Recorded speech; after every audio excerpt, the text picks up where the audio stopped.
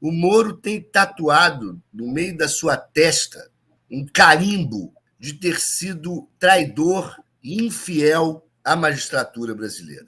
Como ele conseguiu um camarote para assistir à sua própria desgraça, porque todo o seu desejo de ser ministro da Suprema Corte fez com que ele, um juiz que tem a pior pecha que um juiz pode ter em toda a sua carreira, que é ser julgado parcial e ainda mais pela mais alta corte do país, que é uma mancha, uma nódoa que jamais sairá. Fernando, quero muito te ouvir sobre dois temas, pelo menos, né? O primeiro é a sabatina e a votação do Zanin. Não sei se nem tanto, talvez, pela votação, por ter sido aprovado e tudo, mas pelo processo, né? Parece que ontem foi a humilhação do Moro e da Lava Jato. Foi um dia histórico no Senado ontem. Queria a tua avaliação sobre tudo que aconteceu ontem. Eu acho que é o seguinte, a política, ela se faz também por questões simbólicas. O simbolismo e a emoção, ela faz parte, vamos dizer, de significados políticos. A indicação do Zanin, do meu colega advogado, Cristiano Zanin, a qual eu mandei uma mensagem para ele parabenizando e dizendo, olha, ficaremos contando os dias que você volta à advocacia, porque melhor do que ser ministro é ser ex-ministro. Mas o seguinte, a nomeação do Zanin, um advogado para a Suprema Corte, e um advogado que participou desse processo do Lula, ele, inclusive ontem eu notei uma fala muito interessante, humilde em relação dele, dizendo que ele foi um dos advogados, um dos impetrantes do HC do Lula, o que demonstra humildade, mas também demonstra o reconhecimento de uma participação coletiva de juristas na defesa do Lula, né? Eu estava naquele processo, inclusive pelo Paulo Camoto, do Instituto Lula. Então, é também uma questão simbólica, não só em relação à advocacia, mas em relação à rejeição da estrutura da Lava Jato como ela se apresentou. Então, o Lula dá um recado da sua posição, um recado importante da necessidade de ultrapassar essa fase lavajatista. E esse significado todo é visto por todos pelo comportamento, pelo ridículo comportamento do Sérgio Moro durante essa sabatina. Primeiro, o quão desagradável ele estava, né? Mas como ele conseguiu um camarote para assistir à sua própria desgraça, porque todo o seu desejo de ser ministro da Suprema Corte fez com que ele, um juiz que tem a pior pecha que um juiz pode ter em toda a sua carreira, que é ser julgado parcial e ainda mais pela mais alta corte do país, que é uma mancha, uma nódoa que jamais sairá. Fernando, acho que essa é uma questão que para nós leigos talvez não seja tão claro, né? O tamanho do que você falou, da nódoa, daquilo que destrói a biografia de qualquer juiz que é condenado por ser considerado suspeito, né? Parece que para vocês isso é um negócio sagrado, né? Eu diria que é o inverso da linda música do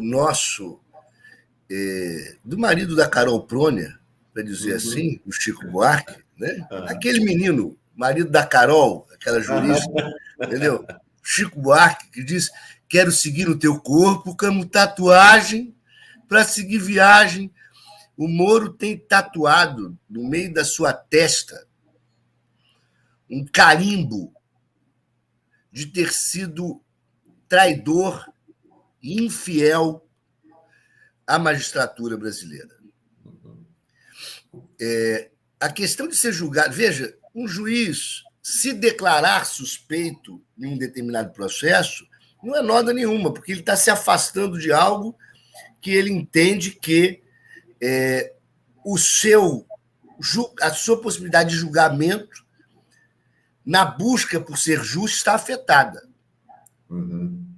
Mas quando o juiz não faz, e ele é declarado suspeito, ainda mais num caso como esse, em que ele julgou o caso, porque ele não chegou nem... Imagina se ser declarado suspeito antes de uma sentença, é algo grave. Agora, você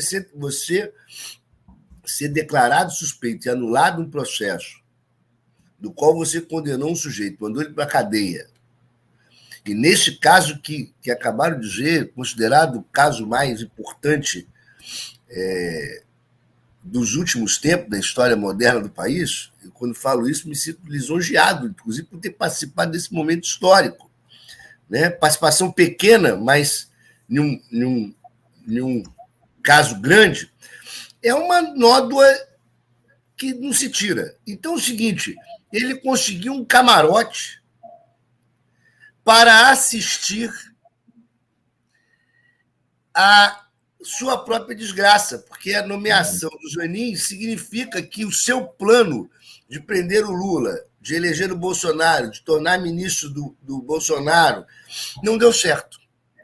Né? E, ao mesmo tempo, simbolicamente, nós estamos vendo o sepultamento da Lava Jato, do ponto de vista simbólico. Não estou dizendo que nós não tenhamos lavajatistas ainda no judiciário brasileiro, temos, na Suprema Corte temos, no STJ temos, né?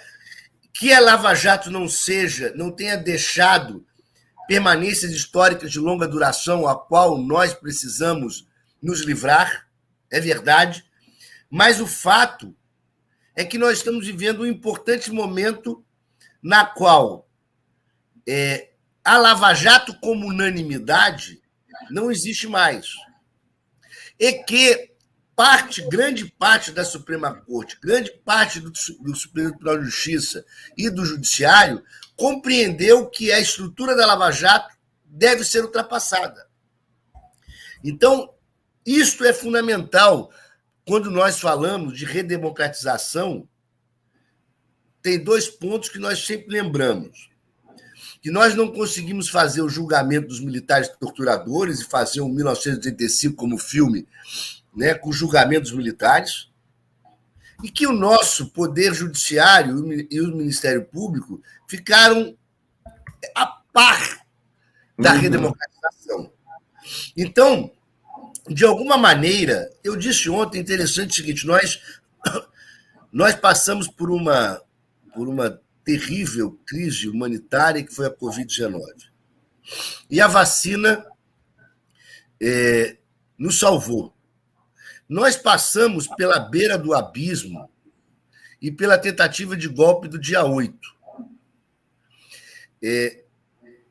Inclusive porque baixamos a guarda logo depois da eleição, com a alegria maravilhosa da posse. E isso tornou possível o dia 8.